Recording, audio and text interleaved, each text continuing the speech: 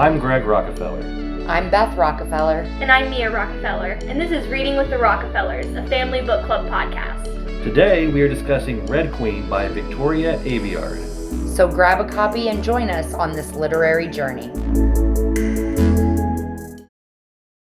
Welcome to a special episode of Reading with the Rockefellers. This week, we'll be breaking down the book so far in the light of the events of chapter 26. Thank you for joining us. A lot happened in 26. Yeah. It's a short chapter. Short chapter. But it changed so much. It changed so much, so we have a lot to go through here. Very, very important stuff. We split this into 2 episodes for a reason. Yeah. It's this is the moment where it's hard to talk to people who are reading the book and haven't made it to this moment. Yeah. Mia, do you want to give some insight into what it was like in the week leading up to your dad reading this chapter for the first time? I think we maybe even 2 weeks. We kind of talked about this. But anyway, Dad was reading the books after I did. I got him to read them. And I was done with the series, mostly, by the time he started reading them. I think I had to read Broken Throne. I'm going to let you finish. First, I'm just going to say, that's kind of the impetus for this podcast, is Mia read these books and wanted me to read them, so I started reading them, and I would read a chapter or two at night, and then we would discuss the chapters, and that's kind of where this all started. Yeah, continued. Right. So... And I had already read them. Yeah. I introduced them to Mia, who introduced them to Craig. And then... when I started reading them, you started listening to them again. So it's the circle of life. That's exactly right. But so Dad started reading them, and for a while, like, it was fine. You know, for a while there was no issues. Then when Maven started coming into the picture, it got a lot more confusing, and it got a lot harder for me to not spoil something. Oh, yeah. And one day, I asked Dad who his favorite character was. This is, like, late at night or whatever, and, This was probably around chapter 15, 16, somewhere around there. So, like, when the trust is really there. Right. And Dad said that his favorite character was Maven. It took everything in me to keep a straight face until he left my bedroom. Yeah. Then when I heard his door close, I couldn't help but laugh. Yeah. I'm pretty sure you texted me. I don't think I texted you that night, or I told you the next morning. The next morning, yeah. I told you the next day. And then it's just like, here we go. Yep. This is going to be a roller coaster. Right. And you kept telling me, that's when you really started telling me about when you get to chapter 26, some big things happen, and I started saying there's a twist, and then I think at one point I didn't want to tell you what chapter it was in, but it happened eventually. Yeah. Right. I started off trying not to tell you what chapter it was in, but it just happened. Right. Well, and you had told me, I think you said something to me in front of him, like, Dad's getting ready to read chapter 26, or coming up on chapter 26 or something. Yeah. So we knew when we were counting down to that episode of the podcast that we would take one whole episode to talk about what actually happened in the chapter, and then one episode to talk about the fallout and what that has meant for the story so far. Right. Yeah, kind of all the little red flags. Yeah. Right, because we're trying to go through this chapter by chapter for people who may be wanting to read along and then read the chapters and then listen to the podcast about the chapter. So we didn't want to give anything away, it was hard. As you get closer, it's very hard to do. Yeah. We let some stuff slip, like a couple of O'Honeys. Yeah. Having read this 3 times, I have no love for Maven anymore. Okay.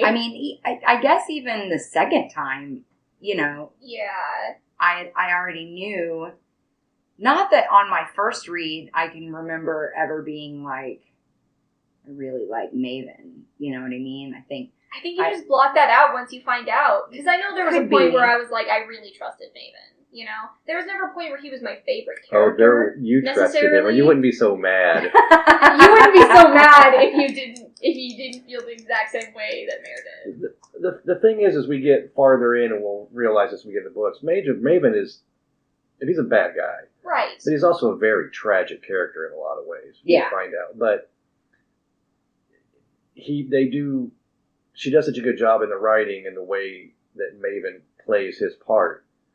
It's really hard for you to notice there's little inconsistencies there, but you don't want to pay attention to them. Because you're seeing it through Mare's eyes, and Mare doesn't want to pay. She's blinded. Right. Because Maven keeps giving her what she wants. Mm-hmm. He keeps saying the right things. Yeah. And I think I was slightly less angry when I first read it, because I knew there was something up. I knew something had to happen. Right, there's 3 more books. Right. There's got to be a twist. There's got to be a twist somewhere. And I think I was kind of like, well, this plan isn't going to work. So the plan not working didn't surprise me. Right. That's not the twist. That's not the twist. And I was like, but whose plan was it? And it seemed like a terrible plan from the beginning, but whose plan was it? Right. So I didn't figure it out, but I didn't have no idea that something like that was coming. I think from like a raw, visceral, emotional standpoint, you are you're gutted for Mare and the Scarlet Guard in general and what they're trying to do because of what Maven does, the way he turns on them and sets them up. Right. But from a reader standpoint, you're like, wow, this sets up so much. Right. And knowing that there's 3 more books, Mm-hmm. you're like, wow, this sets up this whole new... Yeah. I mean, it changes everything. It gives you It's something to look forward Yeah. to. Yeah. It's a complete, shoot off into...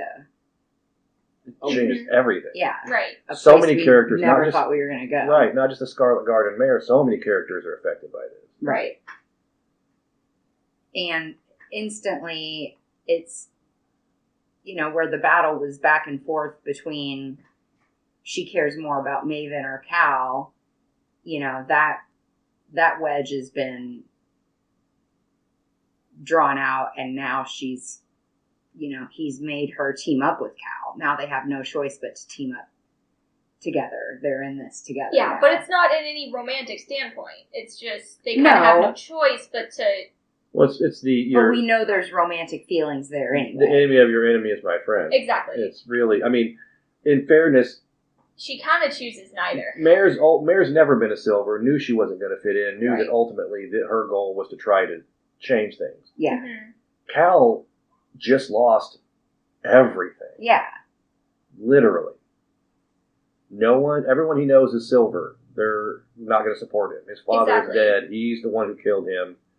His life's over. Yeah. Right. And his respect is gone. Any chance that they had of going anywhere and getting any kind of help on the run is going to be impossible for him. Right. Right. It's going to have to rely on the connections that Mare has Mm-hmm. made, through the Scarlet Guard. Yes. But Right.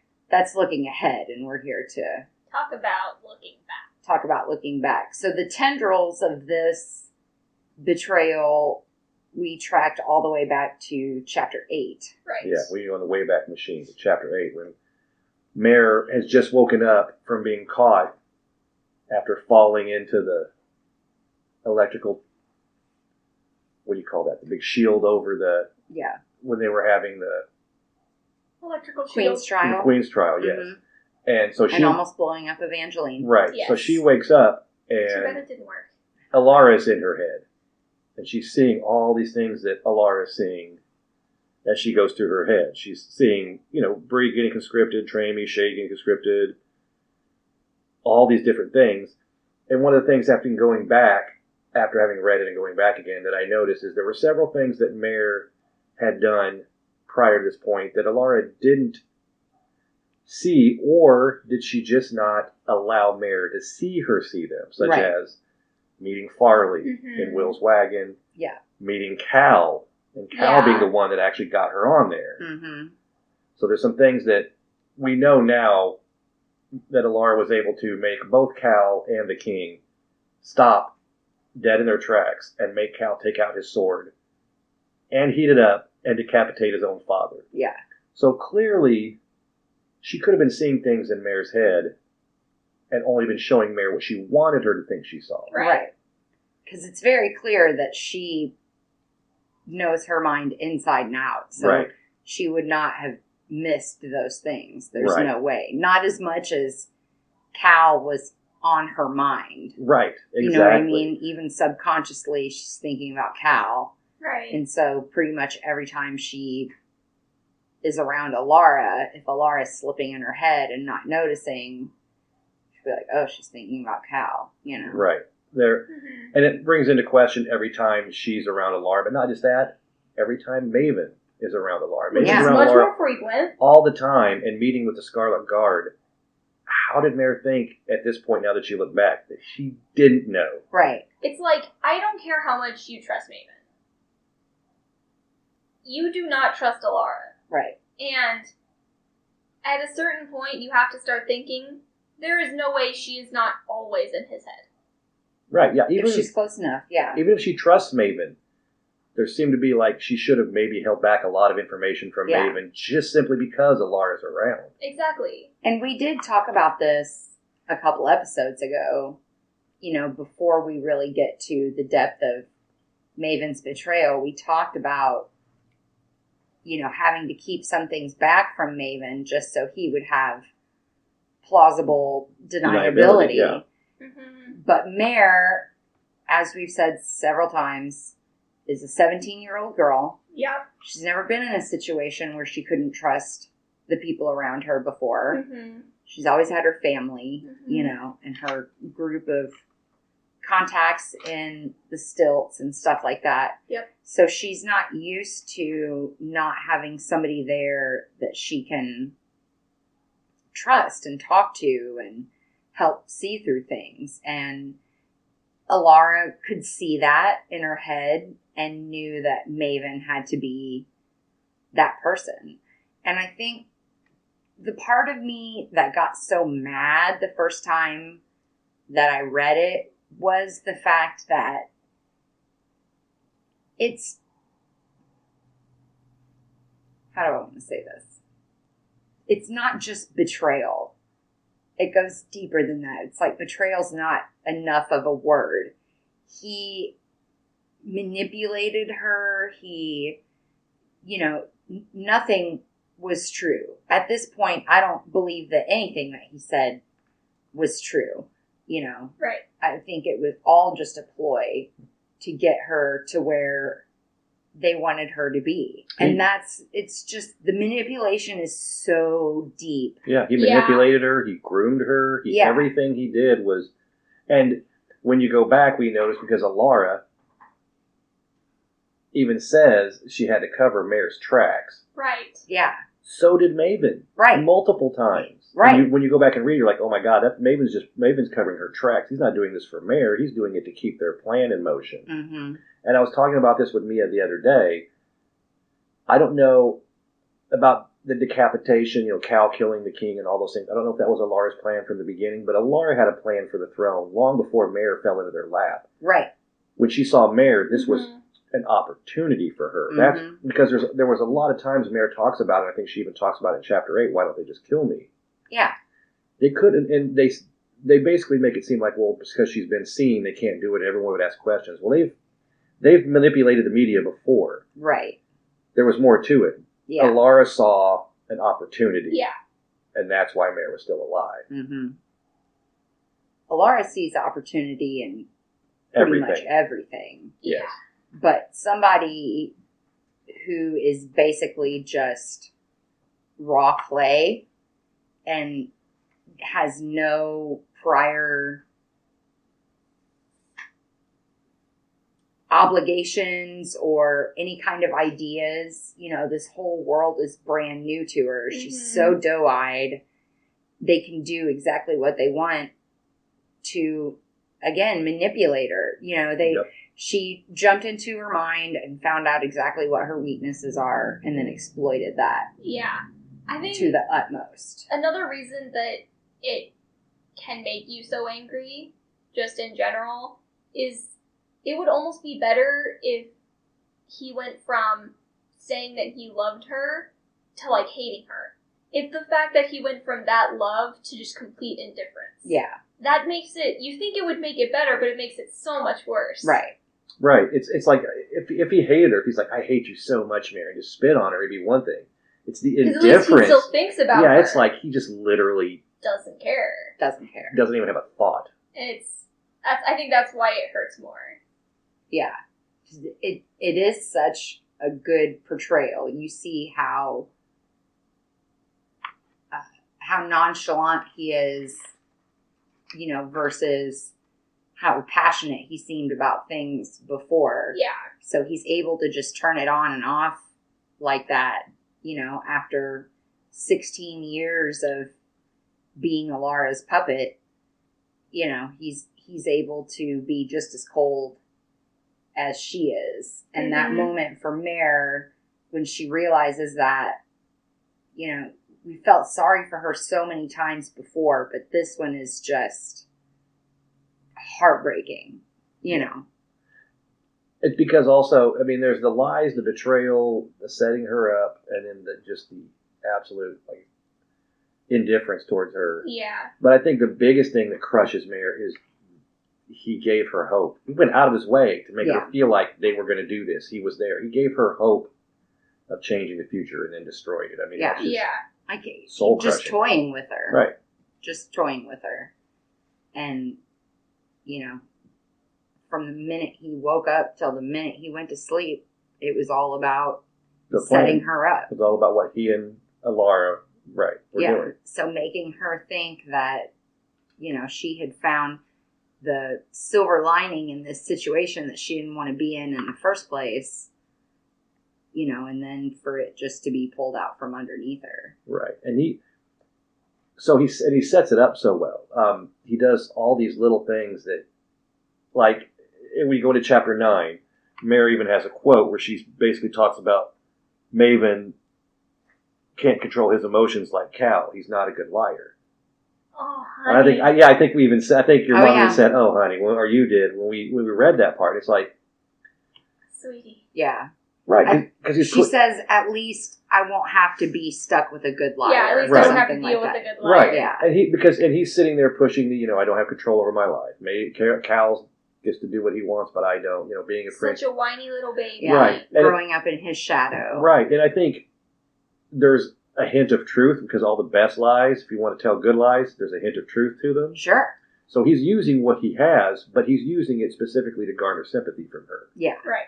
He's pulling from a place that he knows about, but he's over inflating it and using it as a weapon against her. Right. And no, she'll sympathize play with her own emotions. Yeah. Because they had to find something, right? When Alara's in her head, she's got to find something that she can exploit. Mm-hmm. And the loss of her family and living in the shadow of the remaining family that she does have was the ultimate way to get it done. And making her feel special. Yeah. Even though she acts like she doesn't want the spotlight and stuff, still somebody who was taking the time out to see her as a person and find out, what she was like and things like that, which, if you think about it, is what Cal actually did with her, versus what Maven was trying to do. Right. Mm-hmm. And then, you go back to thinking about the times when he has to just play so nonchalant around her. It's crazy. And I think that's why, not jumping ahead to the fan casting episode, but I think that's why people feel so strongly about who should play Maven, the people who have their idea of who they want to play Maven, because Timothy Chalamet kind of is that way, or that's how his public persona kind of is.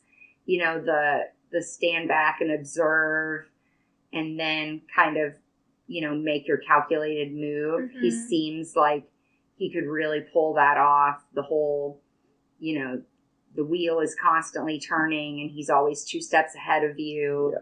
And I think that's why the casting for Maven is so important. It's very important. Because you need someone who can do that. Yeah. They have to be able to switch sides like a chameleon. Really fast. People watching the show that aren't familiar with the books and haven't read it need to believe Maven is a stand-up guy. Right. Yeah. Because you do when you read it.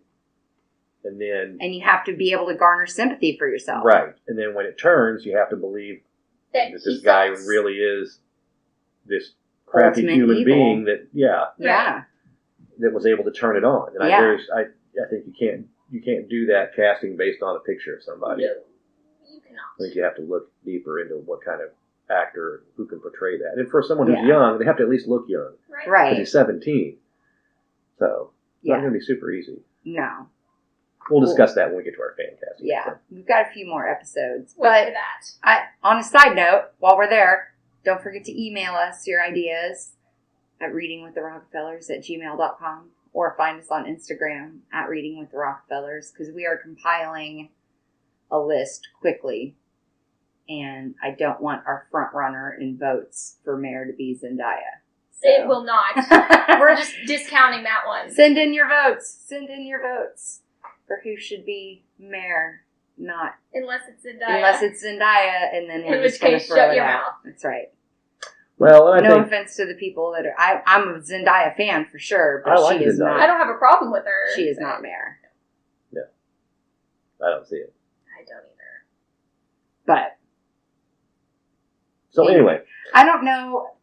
I think when you think of mayor, she has to have this innocence, I would think. You know, Mare has this innocence all the way through the book where it borders on naive at times or just, it's not ignorant, just unaware. You know what I mean? It's so new for her, and for all of these things to be thrown at her all at once, they knew that she needed a friendly face. You know, if you think back to the first time that she was in training with the other silver teens. Right. And the Magnetron made the wall shift and come out and hit her. A Telki. Yeah, sorry. Wipeout style, where something came out and tripped her. And kind of everybody turned around and laughed. But Maven was the one that stopped and slowed and walked with her. You know, they knew that that was the kind of attention that she needed. She's not the kind of person like Evangeline that would need the public attention. Because Mare doesn't really like that. Right, the being put up on a pedestal and all that kind of stuff. They tried that sort of at the very beginning, and it didn't work. Became real evident that that was not what she was into. You know what I mean? I imagine her maids probably had a lot to do with it. You know, her maids were probably tortured by Laura and spied on to find out what she was really like. You know, all that kind of stuff.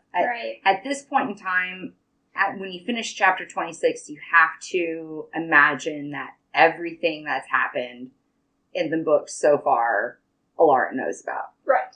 Agreed. 100%.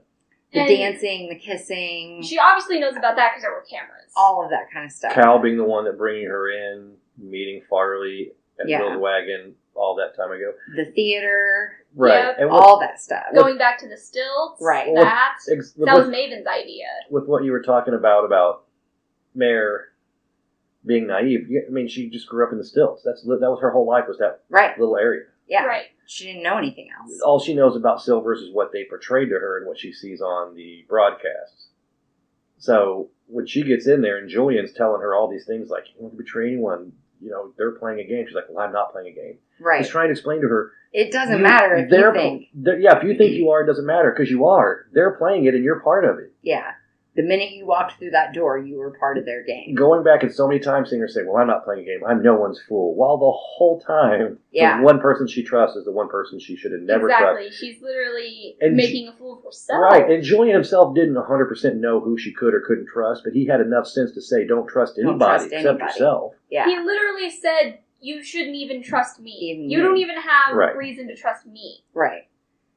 Without coming right out and saying Alara can see everything. Because, I mean, I guess he could have gotten her in a place where they were alone and maybe given her more of a warning. I don't know. You know, I guess at this point in time, that's neither here nor there. Right. But I feel like regardless, if he had, like, given her a, like, good warning about not being able to trust Alara would have found out. Oh, Regardless I'm sure. of if they were alone or what, it had to be cryptic. Yeah. Yeah. And Mare just didn't get it. Right. Right. Well, didn't really grasp the severity and the depth of what he was talking about. And I think that was the one thing in this book that really grabbed me, because I've read a ton of YA books and, you know, we've discussed the tropes that this one has on the show already. And, you know, I was getting that when I was reading it the first time. And then this happened. And you're so blindsided. Honestly, the only other thing I can think of in another YA book that hit me as hard as this was the Quarter Quell Really? in Catching Fire. Yeah. When I Yeah. found out about the Quarter Quell, I was like, nope. I was so mad. With this, I was so furious because she had... Did you throw something? Well, I was listening to the audiobook, but I may have thrown, you know, Something. whatever, if I was working on Stitch at the time or something. But yeah, it was that moment, you know, because in most YA books in this realm, when you get to the twist, which you know is coming, it's usually something that you can see. Yeah, you can see it coming, but it's like, it's obvious, but it still doesn't even make that much sense. Yeah. With this one, when you think back to all of the groundwork that was laid that you missed. It makes so much sense. It makes a lot of sense, And but you're it just was like, never obvious. Oh my Yeah. gosh. Because they hit it. Look, so... I didn't see any of that coming. Right. So, we need to give, like, so much credit to Victoria ABR. Oh, because yeah. That's what set this series apart from all the others. Right. That's It's why just we started with written this this way. series. right. Her writing and the way that she is able to weave this twist in for so long and you still not see it coming. It's just so impressive. Yeah, it's masterful. Right. It's masterful. So, like, we go back, because we were going kind of through the timeline. We go back to chapter 12 and 13, where Mare's having issues with the Queen's Trial girls, and I think Sonia was her name. Her grandmother is, like, trying to catch Mare in these lies. And she says something to Maven, and he seems genuinely upset, and he's basically like, I'm going to go tell Queen Mommy, Queen Mommy. and she'll take care of Take this. care of it. And you're thinking, man, he's really backing Mare here. But he's not at this point.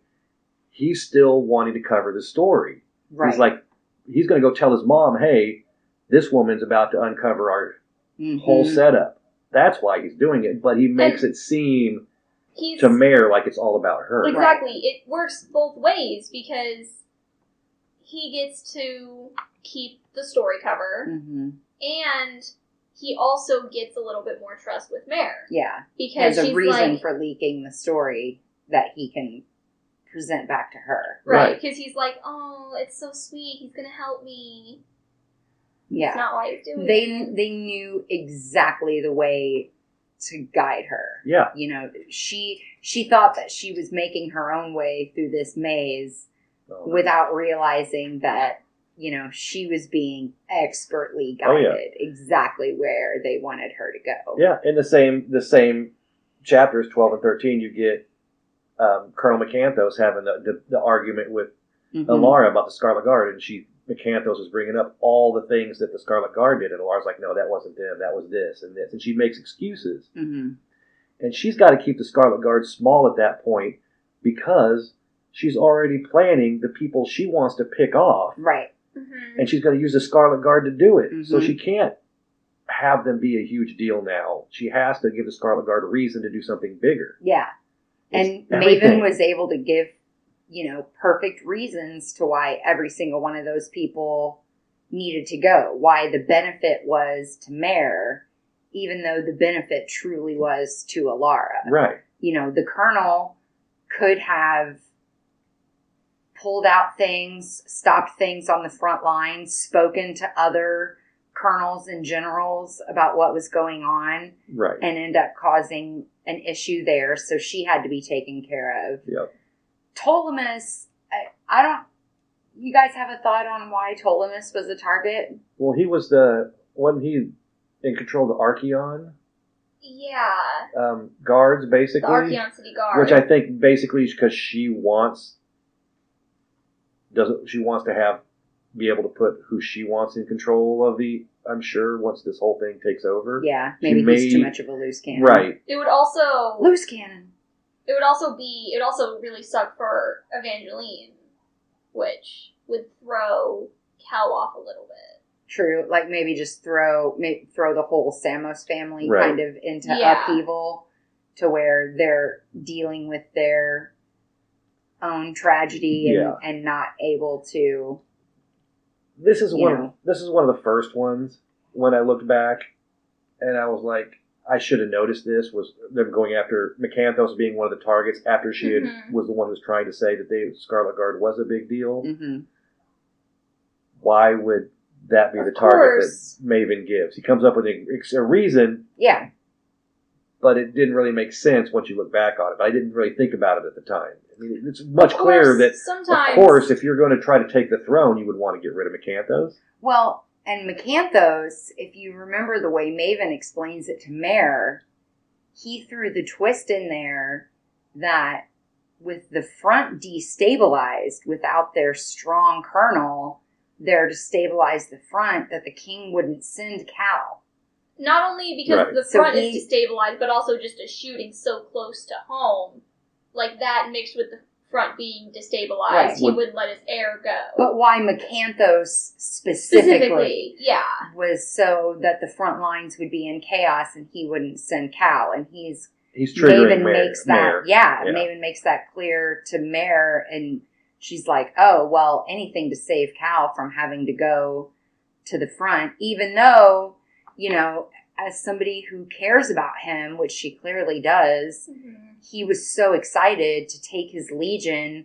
He'd been inspired by her, if she now really... Daddy won't let him kill people. Right, Daddy won't let him kill people.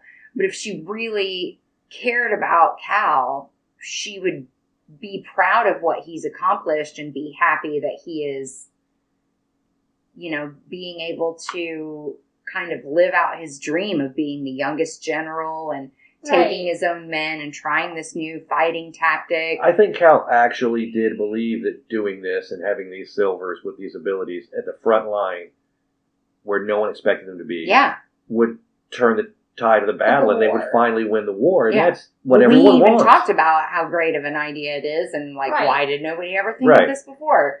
But they... because the silvers don't care. Right. So Macanthos, she had to go because she was asking the wrong questions, but they phrased it to Mare like she has to go so they can save Cal. Right. Yeah. And then that same chapter after this, the Macanthos argument, Mare is questioning Maven. She's like, she seems to be feeling like she trusts him, but then she keeps telling him, she keeps telling herself, he is Alara's son. That's the first place I just put no in my notes. Trust Maven? No. Yeah. Warning bells. Right. Warning bells. Wee-oo. It makes me think of the meme out there on the interwebs.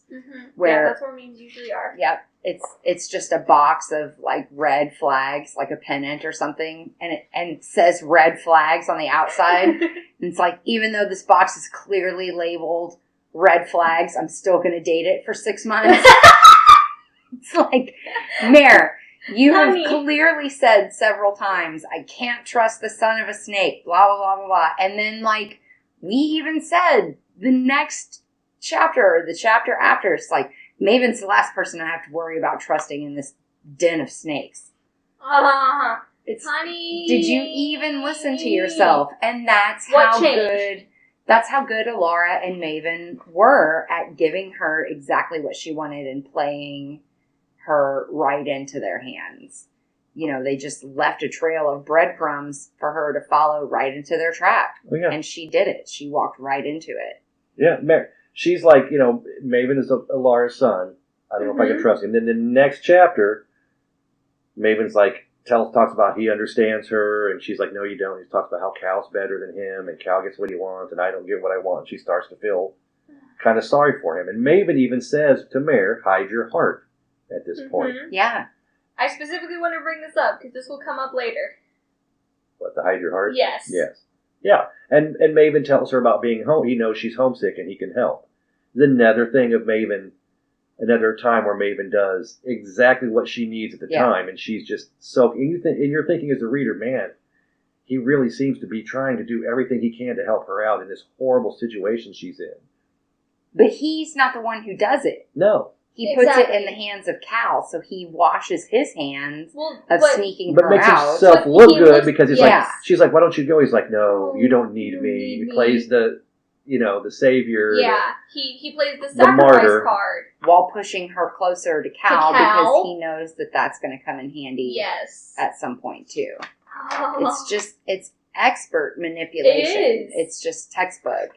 Having listened to, the podcast that I've been listening to lately, Greg, I was telling you that one about 7 Deadly Sinners, about the religious leaders and the sin that they find themselves in. It's just, it's classic manipulation tactics for getting exactly what you want out of somebody. You find their greatest weakness and then you just exploit the bleep out of it. And this is one of those points too. I think there was more to Maven getting her out than just that. I think he wanted to get her out and have her access to Reds, to her family, to possibly the Scarlet Guard, because what does she do while she's out with Cal? She stops by Will's wagon and officially joins the Scarlet Guard. And you don't think as soon as she came back, whether Mara knew it or not, Alara wasn't immediately reading her mind to find out exactly what was going on and how she could use it. Yeah. Exactly. I mean, she could have been sneaking in there at night and reading her mind while she slept. Which is a scary thought, but it's definitely possible. Yeah, she 100%. would have no idea.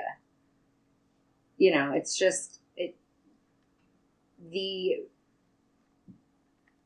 the gravity when this hits you in this chapter is so dense.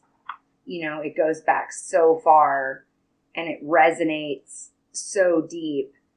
I think that everybody who has gone through something like this, who's had a betrayal of this magnitude happen to them, you kind of, if you're able to read the book with a cynical perspective, which I think is easier as an adult, honestly. Yeah, definitely.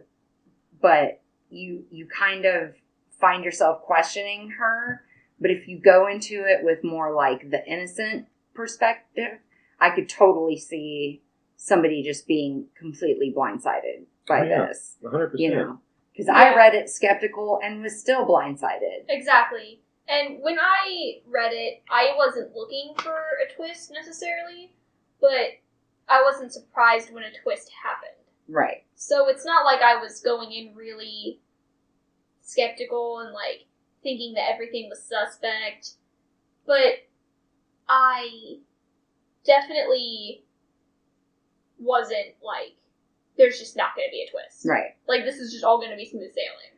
Well, there's twists, and then there's what happens in this book. Right.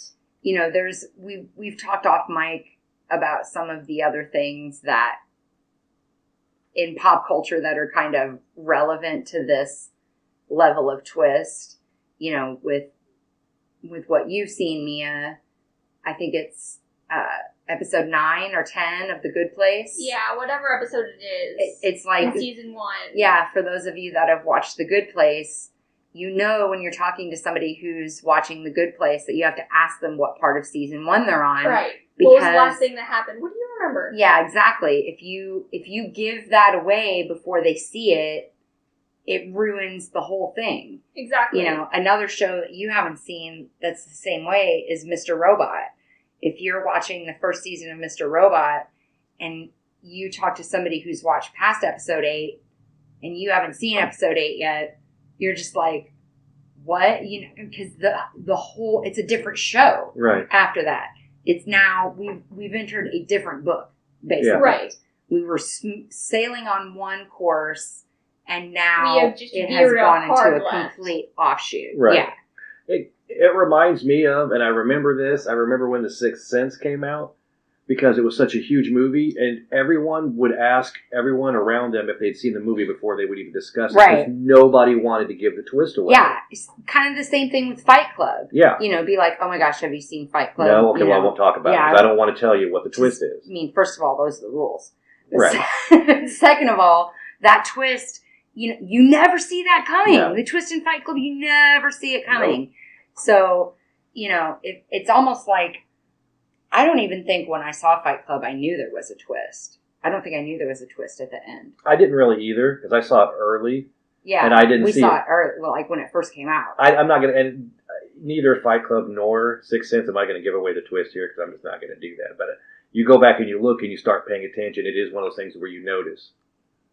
You can see where it came from, but you don't notice it unless you know already. Does that make Right. sense? Right. Oh, yeah. Because Sixth Sense is very much the same way. You go back and you can see how it makes sense, Yeah. but there's no way you see it coming. We bought it on DVD, I remember, after it came out, because we saw it in the theater, and then we bought it on DVD after it came out, and we were watching it through. And I don't remember which one of us noticed it first, but we noticed the color red.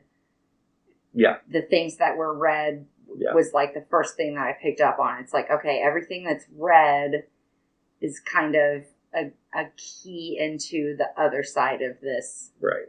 thing. You're talking about the Sixth Sense. The Sixth Yeah. Sense, yeah.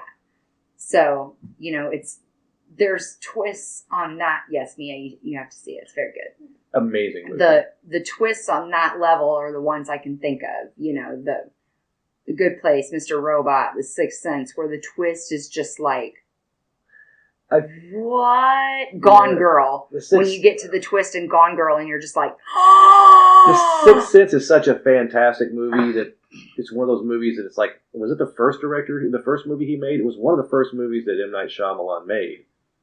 I think it may have been other his than a first. short film, it was the first movie. It's so amazing. First major motion right, picture. it was so amazing that no matter what he did afterward, it was going to not be good enough. Right. It just wasn't. Even Lady in the Water, which we love. Right. Even Still not as good. Unbreakable's a great movie too. That was a twist that I think was another one. It was not as surprising as The Sixth Sense, but I still, twist was like, whoa, Yeah. really? That's an interesting twist, where you don't see that. You haven't seen coming. that either. Yeah. And Sorry, go ahead. I think, let's get back on book track here. Sorry.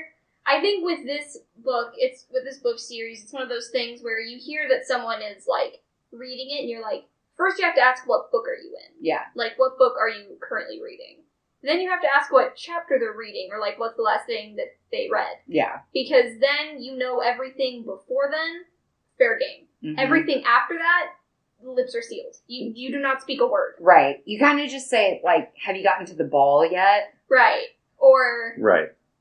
So... Because you can't really give anything away, and then if you say something about the ball, they make it evident a few chapters before it actually happens that Right. something's going to happen at the ball. Right. So you'd be just like, have you gotten to the ball yet? And that's kind of the gauge. Because I've Right. seen that discussion in the Red Queen group that I'm in on Facebook.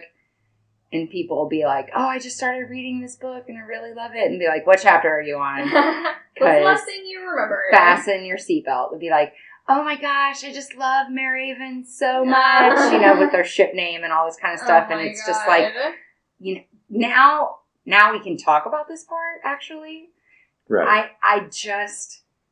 I don't see how people can get past this chapter, go through the other 3 books, and still ship them. Yeah. Oh, Maven and Mare? Yeah. That's Like, ridiculous. it's That's like, silly. What? There are people who are like, I don't care what he did. it's still like the perfect ship. I'm like, no, No, it's not. it's terrible. That's so silly. He manipulated and groomed her and, abused her. You want toxic Right. relationships? Because that's how you get toxic relationships. If you were in the universe and you were like, yeah, but Maven, that'd be tantamount to saying Hitler had some good ideas. Right. Seriously. Yeah.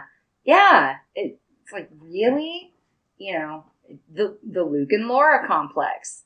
Like, Right. there's no way these two would end up together after what he did to her, unless she has Stockholm Syndrome, which she clearly does not. Yeah. So, why would you, after somebody, betrays you on that level, Right. it's just, you couldn't even imagine. They used Right. every bit of ammunition they had against you. And So- your whole entire world was a lie. Exactly. So we go into chapter 15. That's why I don't ship either of them. When we go into chapter 15, Mare wakes up and Walsh is there and she gives her the note that says midnight. Mhm. She's mouths rise, red, Yeah. red as the dawn. So Mare's super excited. But then she has training that day. And I think this is where you were talking about where Maven was the one person that kind of stopped back with her. Mm-hmm. And she's talking about all these things, and Maven has to kind of hammer home to her and point out, we're leaving, right? Right. We're going to Archeon. We're not going to be here.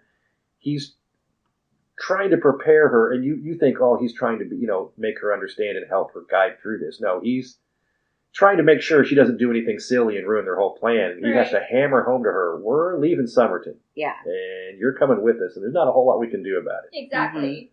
So he's, like we were talking about earlier, Alara and Maven are dragging her, almost kicking and screaming through this whole process. Pushing her right into the arms of the Scarlet Guard and making a rash decision and being open to making a rash decision. Because when Maven comes up with this plan, it's ridiculous, right? I mean, it's the dumbest plan ever.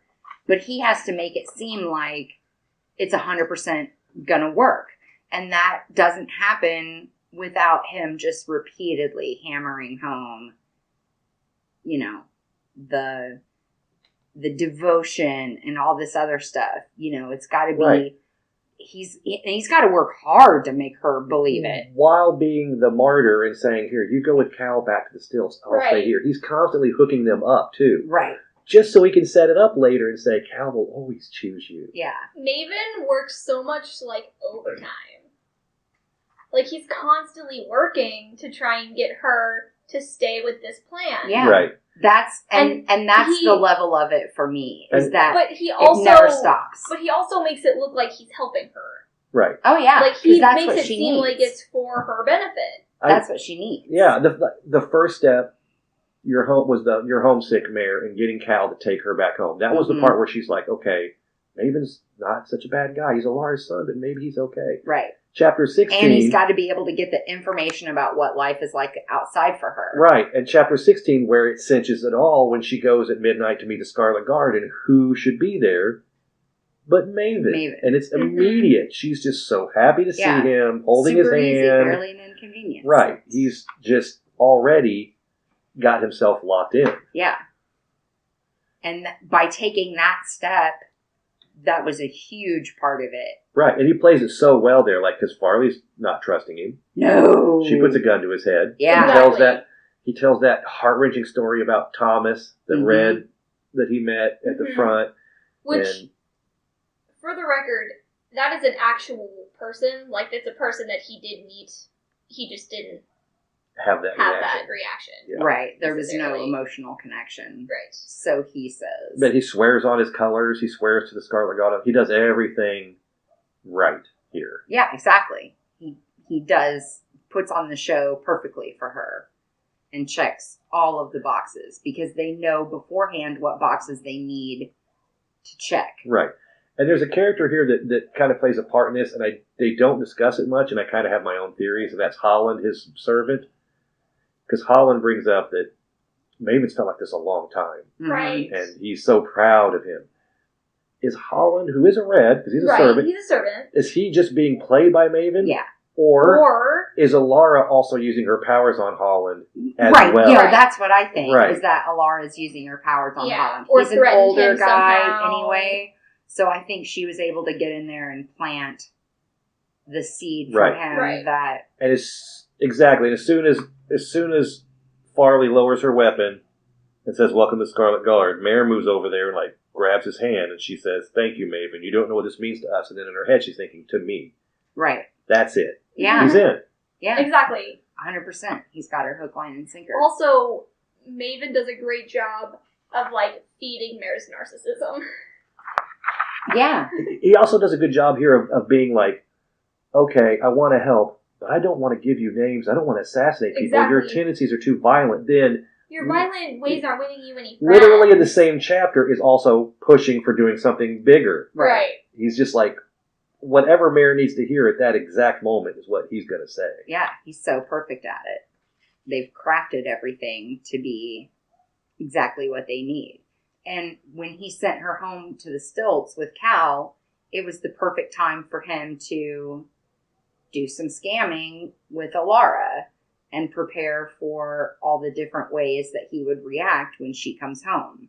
Exactly. But if Right. you notice, Cal didn't tell Maven anything about her trip back to the stilts. That's true. So I think Cal probably knows that there's some things you have to keep in the dark from Maven Because of Because- Alara. of Alara. Mhm. Right. Because I'm sure that's happened several times over when he has confided in Maven. Exactly. and There's then no way it's that been- they grew up together. Right. Right. It's been thrown back in his face by Right. Alara. Right. I can guarantee you that's happened several times, but he's not going to tell Mare that. No. Right. And when they're Because he can't. Because he can't. Yeah. exactly, like, so when they're trying to discuss, bringing up Cal's kind of funny, because when they're trying to discuss what they're going to do, and Maven and Farley are like, "We need something big, something that they can't not notice." Yeah. And Mare's kind of not liking the thought of assassinating these people, even though Maven seems to be okay with it now. But It's a complete 180. right, and Mare's not convinced. But even then, Maven brings up Cal and says, "Cal, remember, said that the change is not worth the cost. Do you want him to be in charge?" Yeah. And Mare's like, "No." No. But I'm going to make out with him anyway. Right, and then at this Right. point, Mare is worried about. She brings up Alara knowing everything, Mhm. to which Maven replies, basically, she's not all powerful. With all the people and voices in her head, she'll be useless. Yeah. Is she though? All that information that we get about Alara comes from Maven. Right. So, it's probably all We BS. find out in chapter 26 just exactly how powerful she can be when she Yeah. wants to be. right. It's like you think that she couldn't pick a single person specifically to zone in on, even if they're not directly crossing her path. Right. Mm-hmm. Yeah. But that's exactly what she can do. It is. Exactly. And then we stroll into chapter 17 and 18, and this is where we get the fight between Evangeline and Mare, and she gets cut. So there's blood, and Maven immediately takes her out, and she's like, "Take me to Julian." And it's interesting because Maven has a very strong reaction to Julian, as Julian does to Maven. Mm-hmm. There's There's clear clearly hatred some between these animosity two. there. Yeah. And we found out a little bit because of, we do find out about Corianne, Julian's sister, Mm-hmm. who was the original queen, and Cal's mom, obviously. Aw. And clearly Julie and Sarah, we find out because Sarah's who Julian summons to heal her, and Maven's not happy with that. Well, clearly, because Sarah had her tongue taken out by the queen for, Right. Yeah. air quotes, telling lies about the queen. Mm-hmm. Because I think what we pretty much gather what Julian is saying is that the queen had, or did herself, kill Corianne. Right. And Sarah was speaking out about it. So, If you read Broken Throne, you do know how that happens. Yeah. It's but even more heartbreaking. this should have been a than you huge think. red flag because Mare notices the hatred between these two. Yeah. Like, what's going on there? Right. And then when she asks about it, nobody wants to talk about it. Because they can't. Right. I think Cal brings it back basically to nobody will go against the queen. Alara gets whatever she wants. And that's the end of it, Right. basically. Like, that's all you need to know. Oh, yeah. They have that discussion where they get Sarah and then they start talking about lies and secrets, and Julian says something about secrets not staying secrets. And Maven's like, you should know the difference between secrets and lies. Right. So you see, clearly Maven believes what his mother's saying at Right. this point. And clearly Julian believes something different. And Mare can see all this right there. That should be at least a warning flag for her. And it is. It kind of is. She's like, but she pushes it aside pretty quick, just being like, "Oh, it's nothing. Family history and drama that I don't understand." It doesn't apply to me. But a huge point happens right after this, because right after they leave Julian's, Maven pulls her into the hallway, and there's Alara, like, just happens to pop up. Right. And Mare says she can't feel her in her head, and says she thinks he's probably in Maven's head, but she doesn't really say much of anything. Yeah, she can see, like, the way they're looking at each other, they're having an unspoken conversation. Right, so there's more going on there that she sees. She probably thinks, well, Maven's trying to fight it and not give her anything, but he can't do that. Honey, Alara can take what she wants. Yeah. And then that's when Mare, fresh anger from Shade, finding out about Shade's death after she went back home, makes her little snap comment to Alara and basically saying she has blood all over her hands, to which Alara just makes her slam her head back against the wall. Oh, yeah. You know, it was hard for her not to kill her in that moment. Yeah. Oh, yeah. And then Maven gets off and she runs away. Maven gets her off of there and she runs away and sees Alara and Maven squaring off. And I think, again, Mare says something like, why doesn't she just kill me? Right. Yeah. And I'm sure she's thinking at this point Maven's doing everything he can to help her out. But all of that time and all of that going on, Alara didn't see anything in her or Maven's head, and she really believes that. Right. It's like, come on. Yeah. You're smarter than that. Right. And then the ultimate part of it that, was the gold mine, I'm sure that they never planned on getting the information about, was when they went to Nersea. That's true. And that was just so much. That's a treasure trove for the queen. Can you imagine? Now she knows the hive. Now she knows where, to start looking for all of these people. Of course, you would have to think that Farley's a complete idiot to not evacuate. Right. And especially after the plan doesn't work. After the plan fails, she would get everyone out of there. And she says, basically, you could fill a teacup with what you know about the Scarlet Guard. And this is all she's going to give him. She's being smart about, showing just enough to show that she trusts him, but not so much that, it could, I'm sure this is going to be detrimental to them, but Nersea could have been put on alert, like, okay, he's been here. We don't know how this is going to play out. Exactly. Just prepare for whatever's going to happen. Right. But they don't know anything about how the guard operates, right. Further away from the capital, how they're, we've talked about how they're working in other countries other than Norda, what kind of connections are being made there. So there's a lot that they held back, even from Maven and Alara and Mare, for reasons that, just became really obvious. Mm-hmm. Yeah, and there was even a point after they meet with the Scarlet Guard and they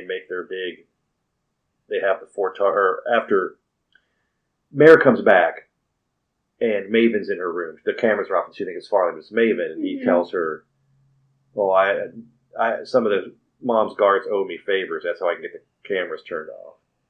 Right. But then he says he gives her the 4 targets, right? Right. Mm-hmm.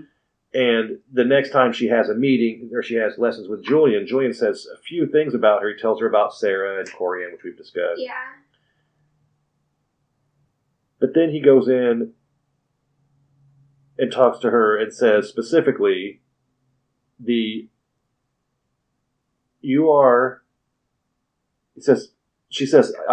different. He says, you are. And then he says, and that's why you're in danger from everyone. Even Maven, even me, anyone can betray anyone. Yeah. She's trusting somebody and he's trying to explain to her, you can't trust anyone. Anyone. Yeah. And because she can take she over just anybody. does not listen. But he can't tell her that because that could get back to Alara that Exactly. he's the one that tattled on her, basically. He can't say anything about Alara specifically, but she should have picked up on the warning. Yeah, he's trying to, Right. Lay little subtle crumbs Right. for her, and she's not picking up on it at Right. all. Then she goes to her next dance lesson with Cal, whom we know Maven is throwing her towards while all this is going on. He's pushing her towards Cal because he sees the feeling she has. And I guarantee Alara has seen in her head how she feels about Cal.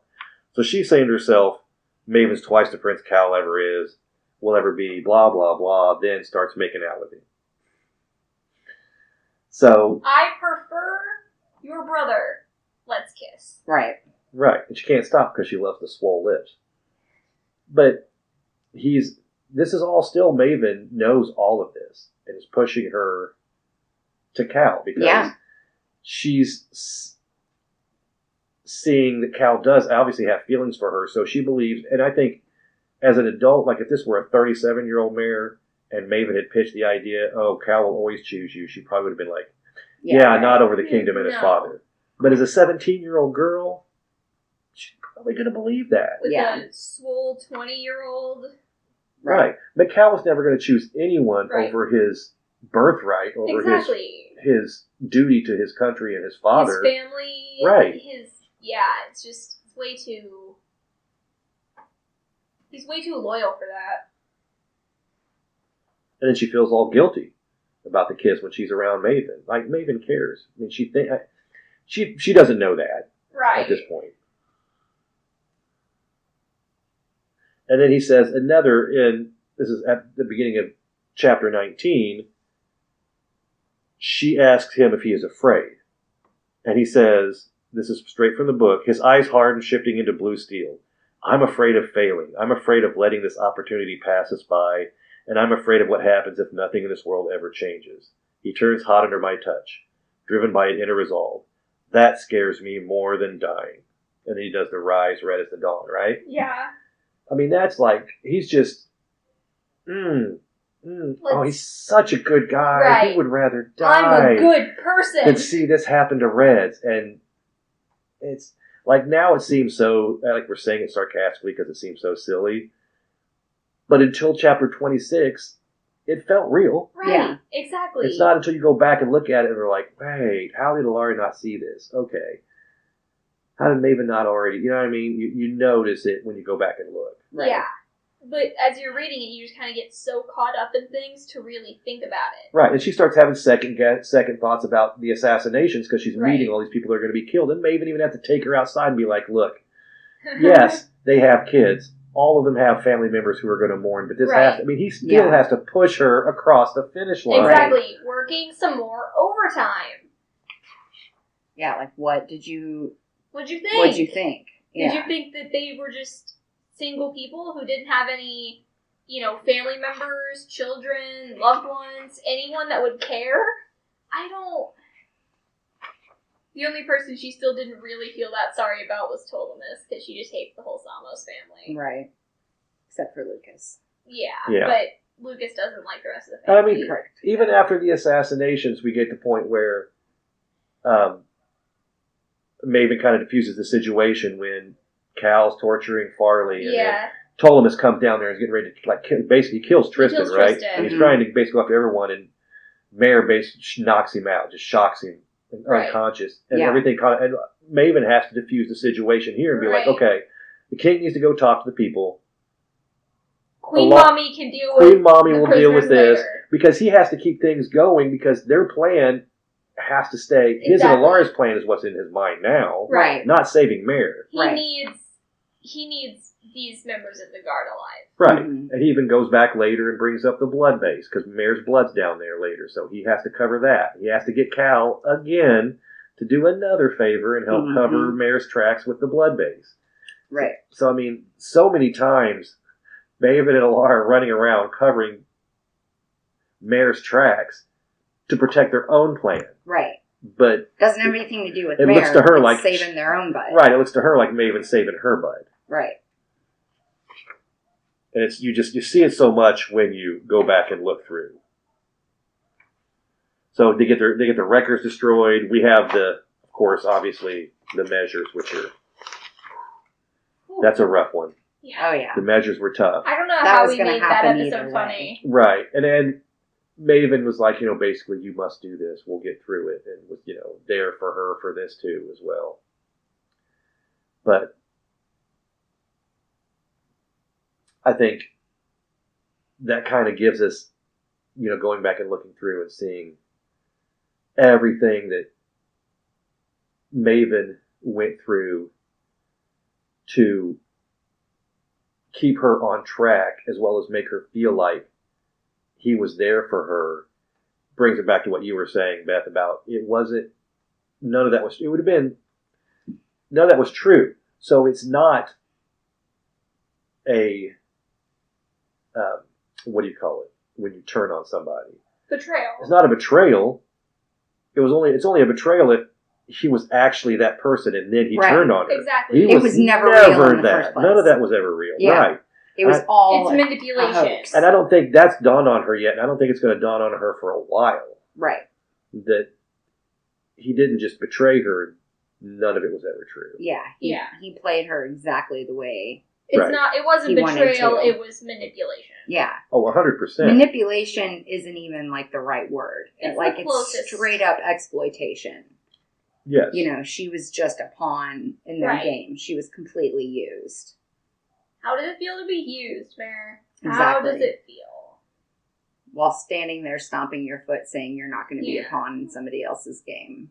Yeah. While simultaneously being a pawn in someone else's game. Yes. Which, of course, is exactly what we said when we recorded that episode. Well, that's true. However, usually in the YA trope, the characters all say, I'm not going to be a pawn in someone else's game, while kind of knowingly being a pawn in someone else's game. Oh, yeah. For sure. They play directly into whoever's hands, and they know it. For sure. As opposed to this, where it's like she was being manipulated that Right. way.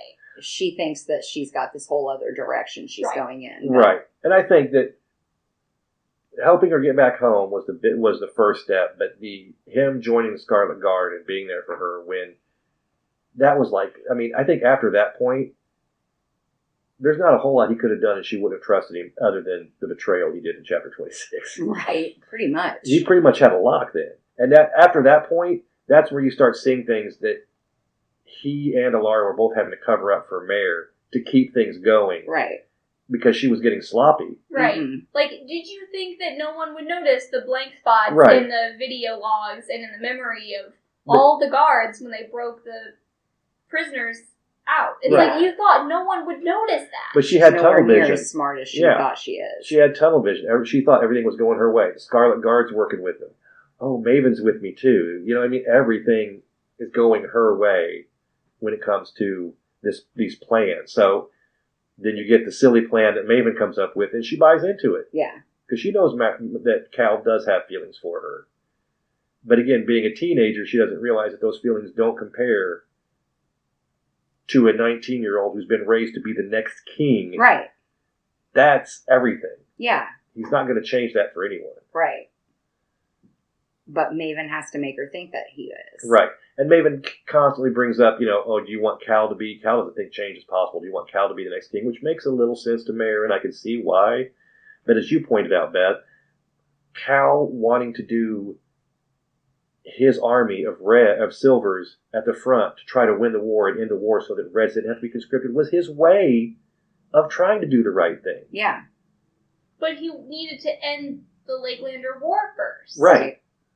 And by putting silvers alongside reds. At Reds, it actually is, it looks much better than what they're doing right now. Yeah. Exactly. And it showed to Mare the level of commitment that he had. Right. So Maven needed to go into damage control mode Right. and make sure that she didn't think that, Cal was possible of siding with the Correct. Reds. Yep. Yeah. Yeah. Which brings us to chapter 26 where, everything has changed. Although, I do want to go back to 24. Okay. Because there are a couple things there. First of all, Maven has seen the list. Yeah. Right. We got to bring up the list. The list that Jillian made, which we did talk about, that has all the Reds. I know we did. I said we did talk about that have all the Reds with abilities. So silly that she told Maven about the list. Exactly. Regardless, if she trusts him more than anything, he's too close to Alara to have that kind of information. And he was the first one she wanted to go show it to. Because she couldn't wait to tell somebody. She was dying to show it to him. And it's like... She was running down the hall. Have you seen my list? Have you seen my list? Yeah. And, knowing... I want to show you this list. Excuse me. Knowing that, basically the minute she shows it to him, Alara's going to know. Oh, yeah. We know that now, but... I feel like she should have known that then, just because he's always so close to Alara. Right. She was just blinded by that point in time.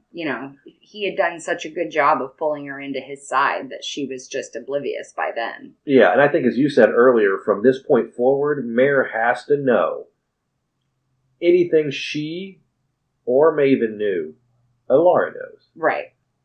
Which means the list, which means the undertrain, which means Nercy. Right. All the other things. The fake detectors. The fake detectors, they know. So going forward from here on out, everything has changed. Right.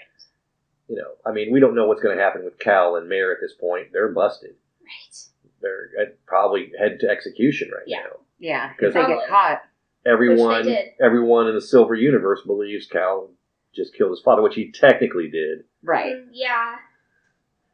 So, we've got this whole new landscape for the rest of this book and the 3 books that follow, with Maven appearing to be, evil. The evil villain. Oh yeah. And it's going to get much worse. Much, much worse. Just wait. Yeah. Yeah, so if you thought that these previous 3 chapters were depressing and difficult, just you wait, because it gets so much worse. Yeah, and as we get into these next chapters, we'll discuss more about Maven and Alara and the fact that Alara's in Maven's head so much, we don't even know really where Maven ends and Alara begins. Right. Yeah. And we had talked about that before on the show. Mm-hmm. Yeah. But it was always kind of in a way where Mare was thinking that she was still hiding things right. from Maven, because Alara hadn't shown her that she knew that part of it. Which, like we said, Mare's got to get her head wrapped around the fact that Alara knew everything. Yeah. She only let her know what she wanted her to think she knew. And furthermore, all the plans that had already been made were made by Alara and Maven, and then Maven presented them to Mare, and she went right along with it. Mm-hmm. Yes. And that brings us up to what happened in chapter 26, which we covered last week, with the death of the king and the cameras coming on and Mare and Cal running for their lives and not making it very far. Nope. So that's where we're going to start. Next week we'll start with 27. I'm not sure if we'll get 28 too, but we'll be into... I don't know. There's only a few more... There's only a handful of chapters left in this book. 3. So we're getting close. Yep. 27, 28 in the epilogue. Right. Yep. Right. And then we will have, after we're done with that, we'll have some bonus episodes. We're kind of planning some content now. We're very excited about those. Yeah, we're super excited about what we're going to do in between books 1 and 2. But we're always looking for ideas. So we'll run the social list down here. You can send us an email at readingwiththerockefellers@gmail.com. We like to receive fan art, fan casting ideas for the upcoming Peacock series, bonus episode ideas. We'll take those. If you have a story about how the series has affected your life or got you back into reading, we want to hear those.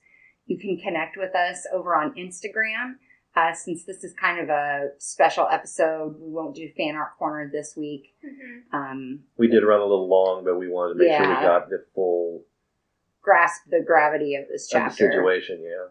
But we do love getting fan art submissions, so you can go to our Instagram at Reading with the Rockefellers. We're super active over there. Send us a message, give us a follow, send us your fan art. One of the biggest things that you guys can do to help support the show is leave a 5-star rating and make sure you subscribe to the show so you get updates of when the new episodes drop on Sunday. Go over to YouTube and subscribe to our YouTube channel. We also post video versions of the episodes there every Sunday that Mia puts together for us. So all of that is available for you. And then just our regular website is www.readingwiththerockefellers.com. You can find all of our episodes there. You can find our blog, our fan art page, pictures of our beautiful smiling faces. So lots of ways to interact with us. We really appreciate you guys being along for this ride so far with us. And we will see you next week when we pick back up with at least chapter 27, maybe chapters 27 and 28. So yes. Stay tuned for all of that. Mm-hmm. And we will see you next week. Bye. Bye.